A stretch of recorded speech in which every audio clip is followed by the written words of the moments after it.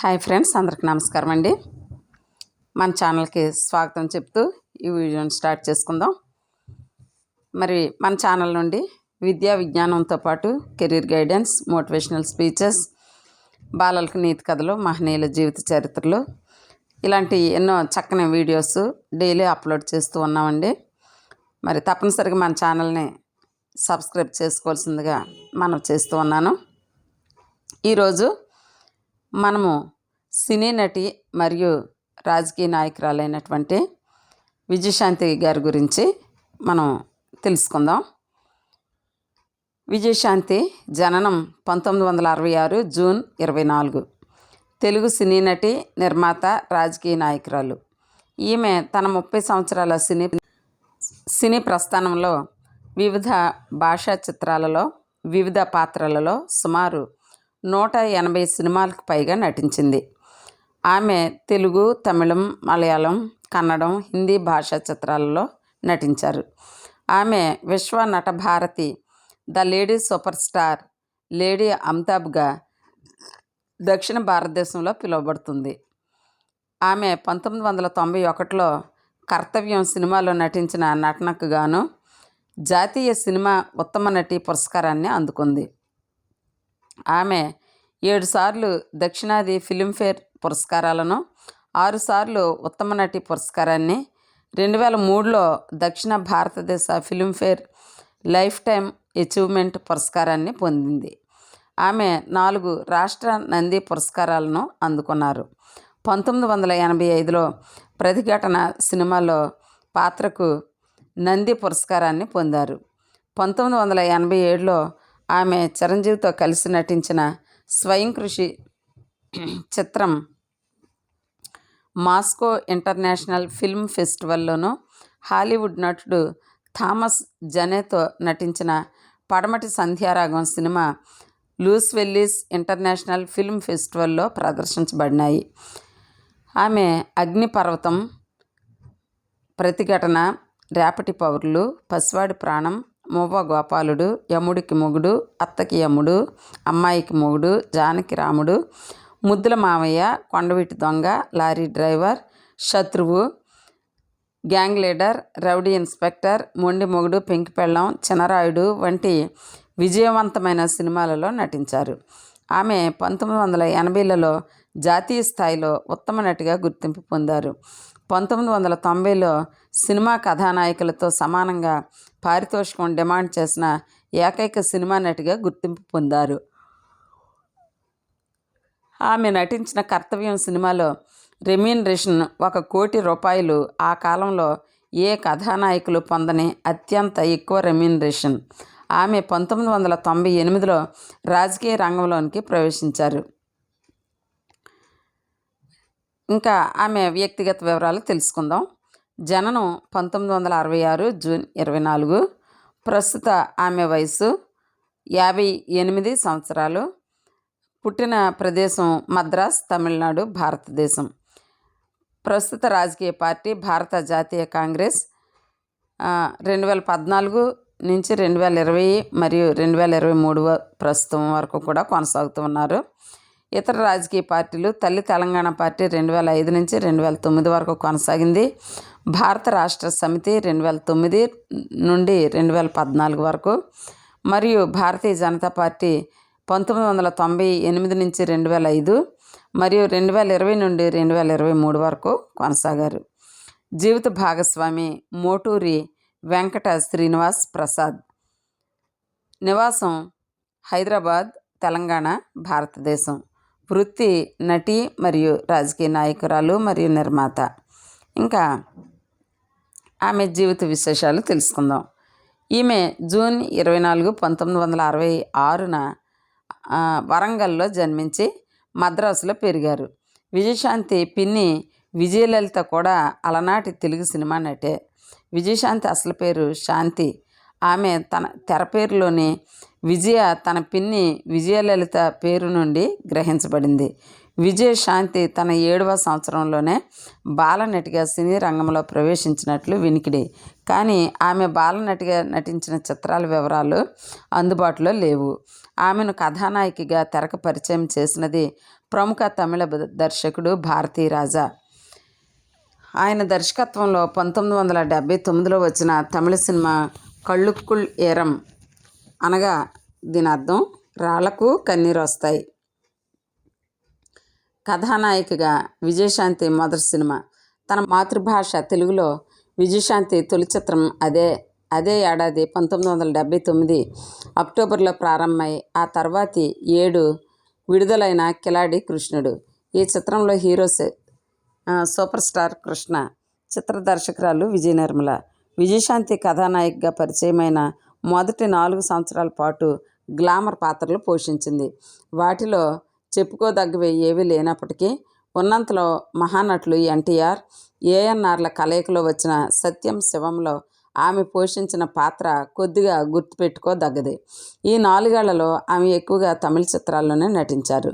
విజయశాంతికి తెలుగులో నటిగా గుర్తింపు తెచ్చిన సినిమా టి. కృష్ణ దర్శకత్వంలో ఈ తరం సంస్థ 1983లో నిర్మించిన నేటి భారతం. ఇలా క్రమంగా కథానాయికగా ఒక్కో సినిమాలో నటిస్తూ దక్షిణ భారత చలనచిత్ర చరిత్రలోనే మరే నటి అందుకోలేని స్థాయికి చేరిందని సినీ పరిశ్రమలో వినికిడి. ఇంకా విజయశాంతి సినీ ప్రస్థానం 1979 నుండి 1983 వరకు. జయసుధ జయప్రద అభినయంతో, శ్రీదేవి మాధవి నటనతో తెలుగు తెరను ఏలుతున్న రోజుల్లో ప్రారంభమైంది విజయశాంతి సినీ ప్రస్థానం. 1979లో తొలిసారి కథానాయికగా కెమెరా ముందుకు వచ్చేనాటికి ఆమె వయసు కేవలం 15 ఏళ్ళు. భారతీరాజా వంటి సృజనశీలి వద్ద నటనలో ఓనమాలు దిద్దుకున్న ఆమె తనదంటూ ఓ గుర్తింపు కోసం 4 ఏళ్ళు నిరీక్షించాల్సి వచ్చింది. తొలి 4 ఏళ్లలో కిలాడి కృష్ణుడు, పెళ్ళీడు పిల్లలు, సత్యం శివం, పండంటి జీవితం, వంశగౌరవం, కృష్ణావతారం, శ్రీరంగ నీతులు, రాకాసిలోయ, పెళ్లి చూపులు మొదలైన తెలుగు చిత్రాల్లో ఆడి పాడే కథానాయిక వేషాలే వరించాయి ఆమెను. ఈ కాలంలో రాశిపరంగా తెలుగు కన్నా తమిళంలోనే ఎక్కువ చిత్రాల్లో నటించినప్పటికీ అవేవి ఆమె గుర్తుంచుకోదగ్గవి కావు. పైపెచ్చు వాటిలో కొన్ని మర్చిపోదగ్గ చిత్రాలు కూడా. 1981లో వచ్చిన రజంగం అనే తమిళ చిత్రంలో స్విమ్ షూట్ ధరించి కొద్దిపాటి సంచలనం సృష్టించింది ఆమె. 1983లో టి. కృష్ణ రూపంలో అదృష్టం ఆమె తలుపు తట్టింది. ప్రజానాట్యమండలి నాటకాల ద్వారా ప్రగతిశీల భావాలు గల ప్రయోక్తగా అప్పటికే పేరొందిన టి. కృష్ణ తొలిసారిగా ఒక తెలుగు చలనచిత్రాన్ని రూపొందిస్తూ అందులో ఒక ప్రధాన పాత్రకు అనేక మందిని పరిశీలించిన పిమ్మట విజయశాంతిని ఎంచుకున్నాడు. ఆయన నమ్మకాన్ని నిలబెడుతూ ఆ చిత్ర కథానాయిక పాత్రల్లో జీవించడం ద్వారా నేటి భారతం ఘన విజయానికి పరోక్షంగా కారణమైంది విజయశాంతి. అలా తెలుగు తెరపై అప్పటికే పాతుకుపోయిన కథానాయకులను సవాల్ చేస్తూ మరో తార ఉద్భవించింది. అటుపై అందొచ్చిన ప్రతి అవకాశాన్ని సద్వినియోగం చేసుకొని ఒక నటిగా ఎదిగింది. నేటి భారతం చిత్రంలో తన నటనకు మొదటిసారిగా ఉత్తమ నటిగా ఆంధ్రప్రదేశ్ ప్రభుత్వం నుంచి నంది బహుమతిని కూడా గెలుచుకుంది. ఇక 1984 నుండి 1985 వరకు ఆమె నట ప్రస్థానం చూద్దాం. ఆ తరువాత 2 ఏళ్ల పాటు 2 పడవల ప్రయాణంలా సాగింది ఆమె సినీ పయనం. ఒకవైపు నేటి భారతంతో వచ్చిన ఉత్తమ నటి పేరును నిలిపే పాత్రలు, మరోవైపు సగటు సినీ వీక్షకులను అలరించే గ్లామర్ అద్దిన మసాలా పాత్రలు అలవోకగా పోషిస్తూ 1986 నాటికి తెలుగు వెండితెరపై వెలిగే తారామణుల్లో 1 నుండి 10 వరకు అన్ని స్థానాలు తనవే అనే స్థాయికి చేరిపోయిందని సినీ పరిశ్రమలో పేరుంది. ఆమె తరువాతి స్థానాల్లో రాధా, సుహాసిని, రజని, రాధిక వంటి వారు ఉండేవారు. 1985 నటిగా విజయశాంతి విశ్వరూపం ప్రదర్శించిన సంవత్సరం. ఆ ఏడాది వందే మాతరం, దేశంలో దొంగలు పడ్డారు, దేవాలయం, ప్రతిఘటన వంటి ప్రగతిశీల చిత్రాల్లో రెబల్ ఛాయలున్న కథానాయిక పాత్రల్లోనూ అగ్నిపర్వతం, పట్టాభిషేకం, చిరంజీవి, దర్జా దొంగ, ఊరికి సోగ్గాడు, శ్రీవారు వంటి చిత్రాల్లో చలాకీగా హీరోతో ఆడిపాడే కథానాయికగా నటించి తను 2 విధాలుగాను ప్రేక్షకులను మెప్పించగలనని రుజువు చేసింది. పైన పేర్కొన్న 10 చిత్రాల్లో ఒక్క చిరంజీవి తప్ప మిగిలినవన్నీ విజయవంతం కావడం విశేషం. ప్రతిఘటన చిత్రంలో తన అద్భుత నటనకు గాను రెండవసారి ఉత్తమ నటిగా నంది అవార్డును గెలుచుకోవడమే కాకుండా ప్రేక్షకులలో ఆమెకంటూ ప్రత్యేకమైన అభిమాన వర్గాన్ని సంపాదించుకుంది. తెలుగు చలనచిత్ర చరిత్రలో అప్పటిదాకా సౌజన్యం మూర్తిభవించిన కథానాయక పాత్రలకు సావిత్రి, జయసుధ, హుందాతనం ఉట్టిపడే పాత్రలకు షావుకారు జానకి, పురుషులను ధిక్కరించే అహంకారపూరిత మహిళామణుల పాత్రలకు భానుమతి, వాణిశ్రీ, మొండితనం నిండిన పాత్రలకు జమున, అందచందాలతో అలరించే పాత్రలకు కృష్ణకుమారి, బి సరోజాదేవి, శ్రీదేవి, ఇలా ఒక్కో రకం కథానాయక పాత్రకు ఒక్కో నటీమణి పేరొందింది. ఆ ఏడాది ఆమె మొత్తం 13 తెలుగు చిత్రాల్లో నటించగా వాటిలో 11 విజయవంతం అయ్యాయి. అంతటితో ఆమె తమిళ చిత్రాల్లో నటించడం ఆపేసి తెలుగు చిత్రాలపైనే దృష్టి కేంద్రీకరించారు. 1986 నుండి 1990 వరకు చూద్దాం.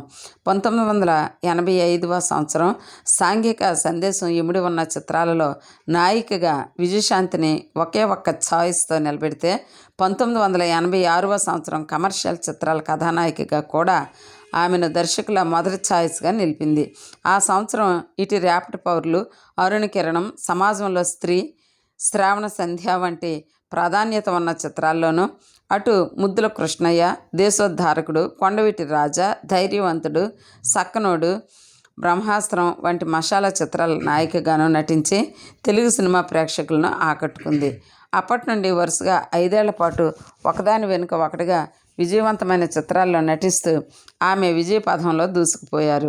వాటిలో కథానాయికగా ఆమె గొప్ప పాత్రలు పోషించినవి పడమటి సంధ్యారాగం, స్వయం కృషి, భారతనారి, జానకిరాముడు, కొడుకుదిద్దిన కాపురం, శత్రువు, ముద్దాయి, నాగాస్త్రం, ఈశ్వర్, ఇది హిందీ అండి.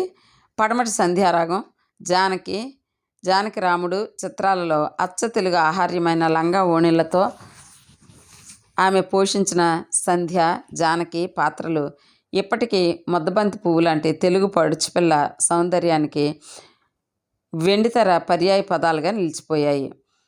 పైన చెప్పినవే కాక ఆ 5 ఏళ్లలో ఇంద్రుడు, చంద్రుడు, యముడికి మొగుడు, మొవ్వ గోపాలుడు, ముద్దుల మామయ్య, పసివాడి ప్రాణం, అత్తకి యముడు, అమ్మాయికి మొగుడు, గోండా రాజ్యం వంటి విజయవంతమైన చిత్రాల్లో మరీ గొప్పవి కాకపోయినా గుర్తుంచుకోదగ్గ కథానాయక పాత్రలు భార్గవరాముడు, సాహస సామ్రాట్, ఇన్స్పెక్టర్ ప్రతాప్, మంచి దొంగ, యుద్ధభూమి లాంటి చిత్రాల్లో అంగాంగ ప్రదర్శనలకే పరిమితమైన కథానాయక పాత్రలు పోషించి అన్ని పాత్రల్లోనూ ప్రేక్షకులను మెప్పించింది.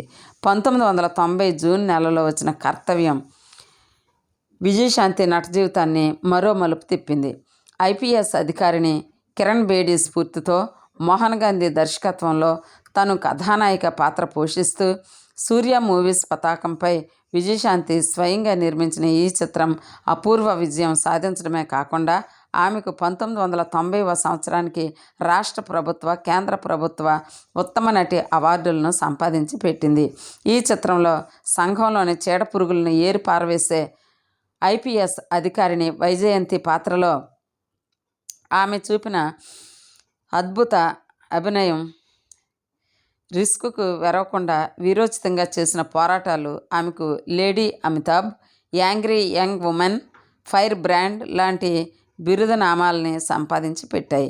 ఒక్కసారిగా తెలుగు తెరనేలుతున్న నలుగురు కథానాయకుల స్థాయికి ఆమె ఇమేజ్ కూడా చేరుకుంది. మొదటిసారిగా తెలుగు సినిమా పత్రికలు ఒక కథానాయకును సూపర్ స్టార్ బిరుదంతో సంబోధించసాగాయి.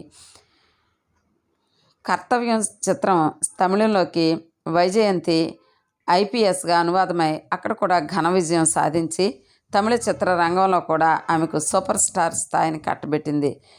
విశేషం ఏమంటే అప్పటికి 5-6 ఏళ్ళుగా ఆమె ఒక్క తమిళ చిత్రంలోనూ నటించకపోయినా కర్తవ్యంతో మొదలైన ఆమె డబ్బింగ్ చిత్రాల హవా మరో 5-6 ఏళ్ల పాటు కేవలం అనువాద చిత్రాల ద్వారానే విజయశాంతి తమిళ రంగంలో కూడా నంబర్ 1 నాయికగా ఉన్నారు.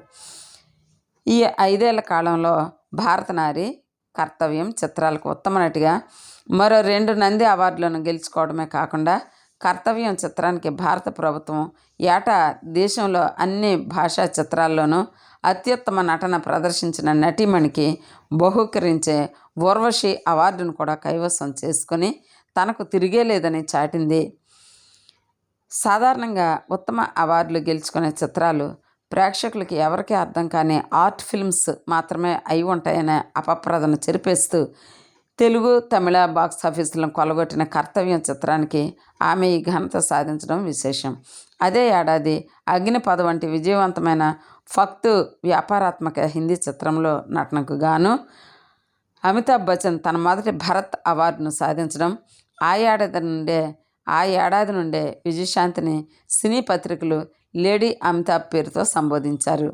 ఈ 5 ఏళ్లలో మరో విశేషం ఏమిటంటే భారత నారి చిత్రంతో విజయశాంతి తన 100వ చిత్రాన్ని పూర్తి చేసుకుంది. ఇక 1991 నుండి 1995 వరకు చూద్దాం. కర్తవ్యం తెచ్చిపెట్టిన సూపర్ స్టార్ హోదా వల్ల 1991 నుండి విజయశాంతి నటించే చిత్రాల్లో చాలా మార్పులు వచ్చాయి.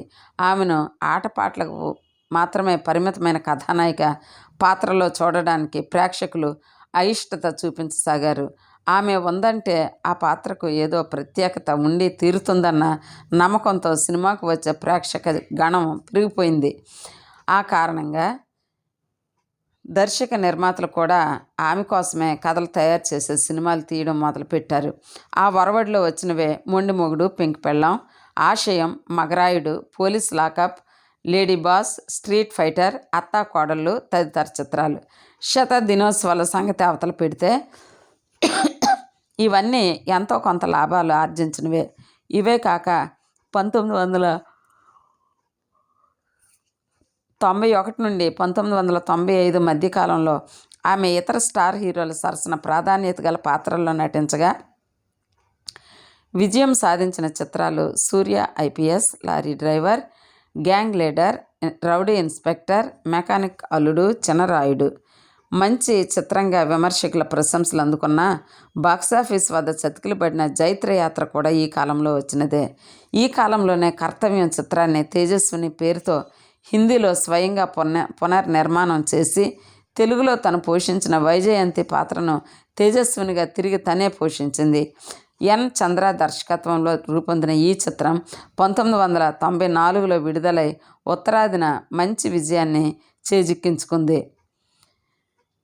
1992లో ఆమె నటించిన తమిళ చిత్రం మన్నన్ మంచి విజయాన్ని అందుకుంది. దాదాపు 8 ఏళ్ల తరువాత ఆమె నటించిన తొలి తమిళ చిత్రం అది. అందులో సూపర్ స్టార్ రజనీకాంత్కు పోటీగా అహంకారపూరితమైన కథానాయిక పాత్రలో ఆమె జీవించి తమిళచే ప్రశంసలు అందుకుంది. ఘన విజయం సాధించిన ఈ చిత్రం తెలుగులో చిరంజీవి నాయకుడిగా, ఘరానా మొగుడిగా తెరకెక్కింది. ఈ చిత్రంలో ఒక సన్నివేశంలో ఆమె రజనీకాంత్ను చెంపదెబ్బ కొట్టవలసి వస్తుంది. తమిళనాట రజనీకాంత్కున్న వీరాభిమానుల సంగతి అందరికీ ఎరికే. సినిమాలో రజనీకాంత్ పాత్రను వేరే పాత్ర తిట్టినా సహించకుండా చెప్పులు విసిరేసే రకం వాళ్ళు. మరే ఇతర నటి ఆ పని చేసినా నా అభిమానులు తెరలు చించేసి ఉండేవారు. విజయశాంతి కాబట్టి వాళ్ళు ఊరుకున్నారని సినిమా దినోత్సవ సభలో రజనీకాంత్ పేర్కొన్నారు. 1993లో విజయశాంతి జీవితంలో ఒక సంఘటన జరిగింది. ఆ ఏడాది నవంబర్లో తిరుపతి సమీపంలో జరిగిన విమాన ప్రమాదంలో తెలుగు చిత్రరంగంలోని అనేక మంది ఇతర స్టార్ నటులతో పాటు అదృష్టవశాత్తు తప్పించుకొని బయటపడింది. 1996 నుండి 2000 వరకు ఈ 5 ఏళ్ల కాలంలో విజయశాంతి ప్రభ క్రమంగా క్షీణించడం ఆరంభించింది. 1993లో వచ్చిన పోలీస్ లాకప్ తర్వాత వరుసగా 2 ఏళ్ల పాటు ఆమెకు సిల్వర్ జూబ్లీ సినిమాలు కరువయ్యాయి.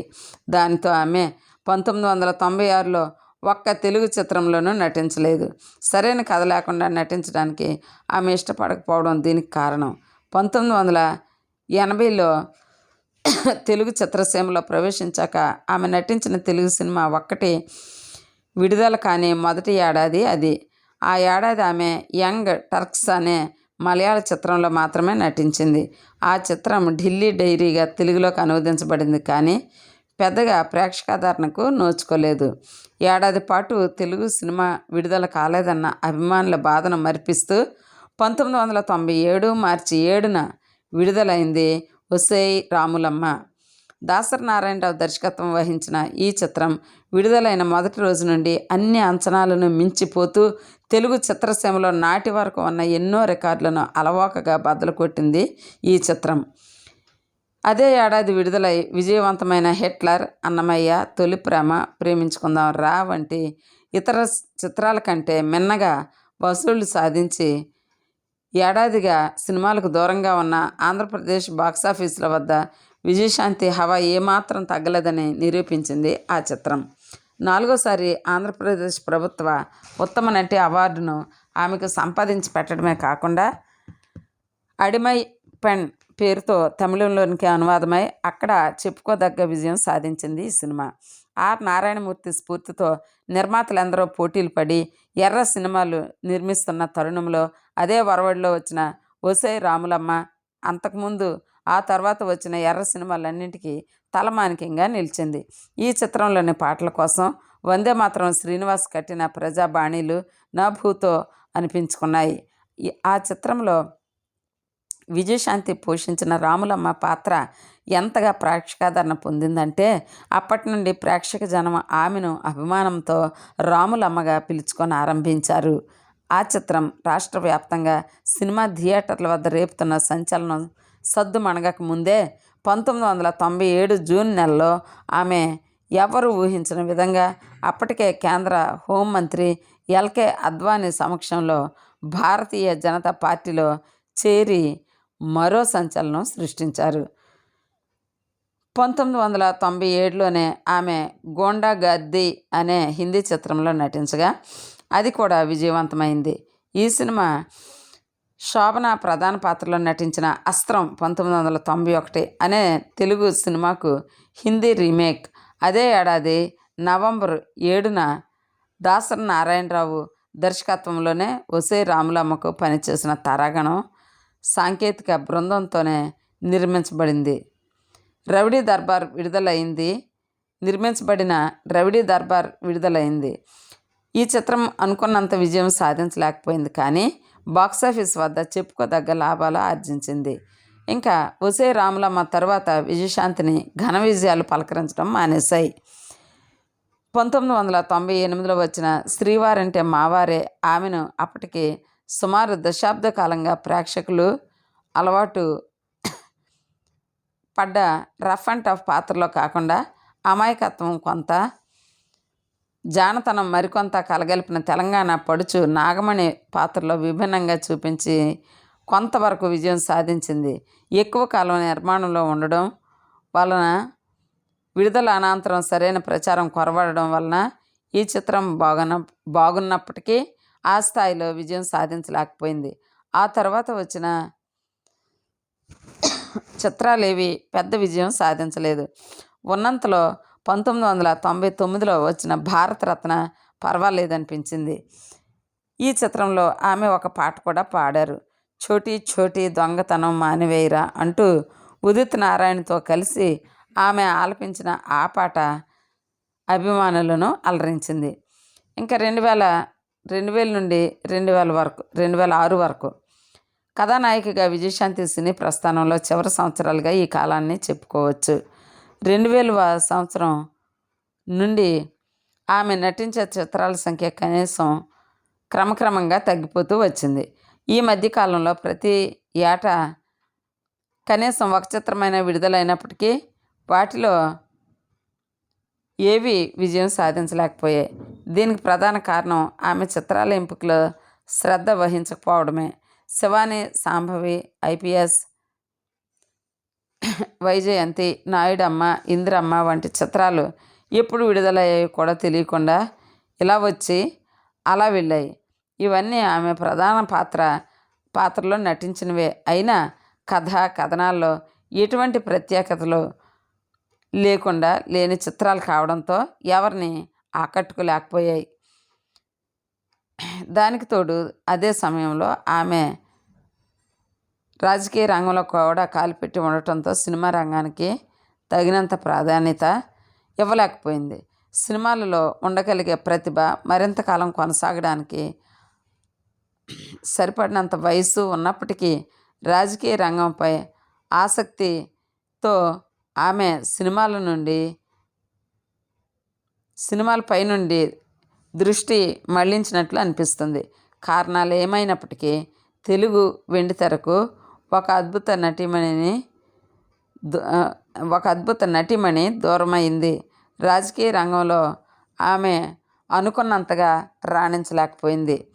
ఇంకా విజయశాంతి నటించిన చిత్రాలు కొన్ని చూద్దాం. 1979 కల్లుక్కల్ ఏరం సుధాకర్ భారతీ రాజా. మరి 1980 కిలాడి కృష్ణుడు. 1981 శివప్పు మల్లి. 1981 పొట్టం పరక్కట్టం సందాన మలర్గల్ సుమై. ఎనక్కాగా కతిరి నెంజిలే తునివి రుంతల్ నెట్రిగన్ రజంగం. పడమటి పండంటి జీవితం సత్యం శివం పులిబిడ్డ వెడిక్కై మణిదర్గల్ నెళల్ తెడం నంజంగల్ మంజల్ నిల్ల ఇళన్ జోడిగల్ కృష్ణావతారం ప్రతీకారం వంశగౌరవం శ్రీరంగ నీతులు పెళ్ళీడు పిల్లలు అత్తక తగ్గ అల్లుళ్ళు తలై మగన్ విల్లియనూర్ మాత మొదలై ముత్తక్కల్ నీరు పోత నెరుపు కేరళిద హెన్ను సింహగర్జన పన్నంటి కాపురానికి 12 సూత్రాలు ధర్మాత్ముడు పెళ్లి చేసి చూపిస్తాం అమాయక చక్రవర్తి సంఘర్షణ నవోదయం ముక్కు పుడక నేటి భారతం పెళ్లి చూపులో రాకాశలోయ కురచాష్లో కళ్యాణ్ కనవుగుల్ కుటుంబ గౌరవం ఆటదాని సవాల్ వీరభద్రుడు దొంగల్లో దొర రారాజు జడగంటలు ఇంకెన్నాళ్ళు ఈ చరిత్ర అభిమన్యుడు ఛాలెంజ్ కథానాయకుడు మహానగరంలో మాయిగాడు ఎస్పి భయంకర్ సుందర సుబ్బారావు దేవాంతకుడు ప్రతిఘటన శ్రీవారు ఊరికి సోగ్గాడు దర్జా దొంగ చిరంజీవి తిరుగుబాటు అగ్నిపర్వతం దేశంలో దొంగలు పడ్డారు దేవాలయం బందీ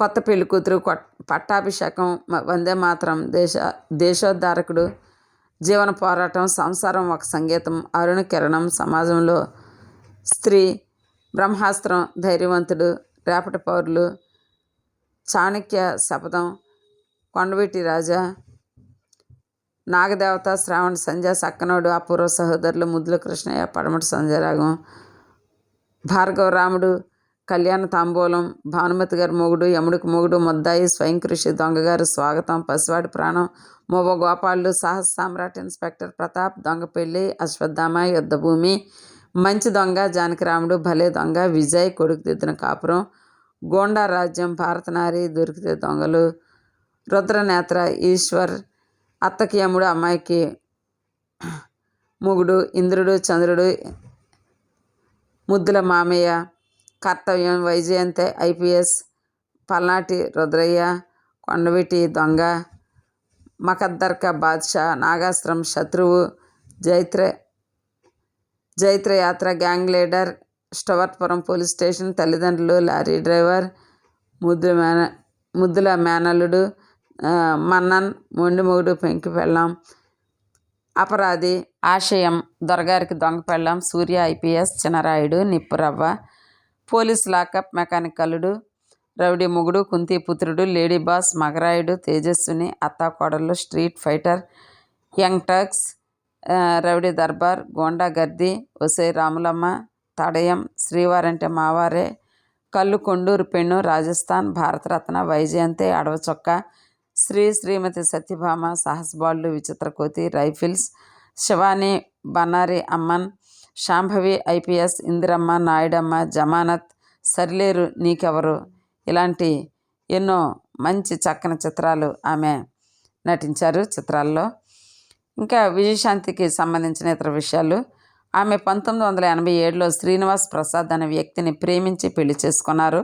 అతను స్వయాన నందమూరి బాలకృష్ణ అక్కైన దగ్గుబాటి పురంధరేశ్వరి మేనల్లుడు. చిరంజీవితో అత్యధికంగా 19, బాలకృష్ణతో 17, కృష్ణతో 12, శోభన్ బాబుతో 11, సుమన్తో 7 చిత్రాల్లో ఆమె నటించారు. టి కృష్ణ దర్శకత్వం వహించిన 6 ఆణిముత్యాల్లోనే ఆమె కథానాయిక. విజయశాంతి నటించిన ఎక్కువ చిత్రాలకు దర్శకుడు కోడి రామకృష్ణ. ఈయన దర్శకత్వంలో 12 చిత్రాల్లో నటించారు. ఇంకా కె రాఘవేంద్రరావు దర్శకత్వాన 10 చిత్రాల్లోనూ, ఏ కోదండరామిరెడ్డి దర్శకత్వాన 10 చిత్రాల్లోనూ, దాసరి నారాయణరావు గారి దర్శకత్వంలో 6 చిత్రాల్లోనూ, కె విశ్వనాథ్ దర్శకత్వంలో 2 చిత్రాల్లోనూ, బాపు దర్శకత్వంలో 2 చిత్రాల్లోనూ ఆమె నటించారు. సూర్య మూవీస్ పతాకంపై కర్తవ్యం, ఆశయం, నిప్పురవ్వ చిత్రాలు నిర్మించింది. ఇవి కాక శాసనం, పెద్దరకం చిత్రాలకు సహనిర్మాత. స్వరాజ్ మూవీస్ పతాకంపై అడవి చుక్క చిత్రాన్ని నిర్మించారు. వర్తమాన నిర్మాత ఏఎం రత్నం చాలా కాలం పాటు విజయశాంతికి రూపశిల్పిగా పనిచేశారు. ఇంకా ఆమె స్థాపించిన సూర్య మూవీస్ నిర్మాణ సంస్థకు తొలినాళ్లలో భాగస్వామిగా ఉండి తర్వాత సొంతం చేసుకున్నారు. విజయశాంతి మొదటి చిత్రం కళ్ళుక్కుల్ ఏరం 1979, తెలుగులో మొదటి చిత్రం కిలాడి కృష్ణుడు 1980, నూరువా చిత్రం భారతనారి 1989, ఇప్పటికీ చివరిగా విడుదలైన తెలుగు చిత్రం నాయుడమ్మ 2006, చివరిగా విడుదలైన చిత్రం జమానత్ హిందీ 2007. ఇంకా ఆమె రాజకీయ జీవితం చూద్దాం. విజయశాంతి 1998లో రాజకీయాల్లోకి వచ్చారు. ఆమె మొదట భారతీయ జనతా పార్టీలో చేరారు. తెలంగాణ రాష్ట్ర సాధన లక్ష్యంగా 2005లో తల్లి తెలంగాణ పార్టీ ఏర్పాటు చేశారు. ఆమె అనంతరం ఆ పార్టీని 2009లో తెలంగాణ రాష్ట్ర సమితిలో విలీనం చేసి టీఆర్ఎస్లో చేరారు. ఆమె 2009లో మెదక్ పార్లమెంట్ స్థానం నుండి తెలంగాణ రాష్ట్ర సమితి అభ్యర్థిగా పోటీ చేసి ఎంపీగా గెలిచారు. విజయశాంతిని 2013లో పార్టీ వ్యతిరేక కార్యకలాపాలకు పాల్గొంటున్నారని ఆమెను టీఆర్ఎస్ పార్టీ నుండి సస్పెండ్ చేశారు. ఆమె 2014లో కాంగ్రెస్ పార్టీలో చేరారు.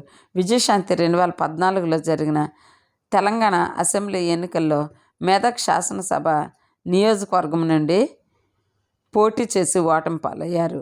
ఆమె 2020 డిసెంబర్ 7న భారతీయ జనతా పార్టీలో చేరి 2023 నవంబర్ 15న భారతీయ జనతా పార్టీకి రాజీనామా చేస్తూ తెలంగాణ రాష్ట్ర బీజేపీ అధ్యక్షుడు కిషన్ రెడ్డికి రాజీనామా లేఖను పంపింది. ఆమె నవంబర్ 17న హైదరాబాదులో ఏఐసిసి అధ్యక్షుడు మల్లికార్జున ఖర్గే సమక్షంలో కాంగ్రెస్ పార్టీలో చేరారు. ఆమెను నవంబర్ 18న కాంగ్రెస్ పార్టీ ఎన్నికల ప్రచార committee, planning committee chief coordinator, కన్వీనర్గా నియమించారు. మరి తెలుగులో మాత్రమే కాకుండా భారతదేశంలోని ఏ భాషలోనూ విజయశాంతి కన్నా ఎక్కువ కథానాయిక ప్రాధాన్యత ఉన్నన్ని చిత్రాలు నటించిన మరో నటి లేరు. ఆమె నటించిన కథానాయిక ప్రాధాన్యత గల చిత్రాలు ఎన్నో ఉన్నాయి. మరి విజయశాంతి నటించిన కొన్ని చిత్రాలు విడుదల కాకుండా కూడా ఆగిపోయాయి. వాటిలో కొన్ని పూర్తయ్యాయి, కొన్ని పూర్తి కానివి, మరికొన్ని ముహూర్తం తర్వాత ముందుకు జరగనివి ఎన్నో ఉన్నాయి. ఈ విధంగా ఫ్రెండ్స్ మరి ఎన్నో ఎత్తుపల్లాలు, అంతేకాకుండా మరి వివిధ రంగాల్లో ఆమె సత్తా చాటుకున్నటువంటి ఎంతో చక్కని హీరోయిన్ విజయశాంతి గారు. అలాగే ఆమె రాజకీయంలో కూడా ఆమె సత్తా నిరూపించుకొని మరి లేడీ అమితాబ్గా పేరు ప్రఖ్యాతులు సంపాదించుకున్నారు. మరి ఇంతటితో ఆమె జీవిత చరిత్ర నేనైతే ముగిస్తున్నాను. Thank you for watching. Please subscribe my channel. Thank you friends. Thank you.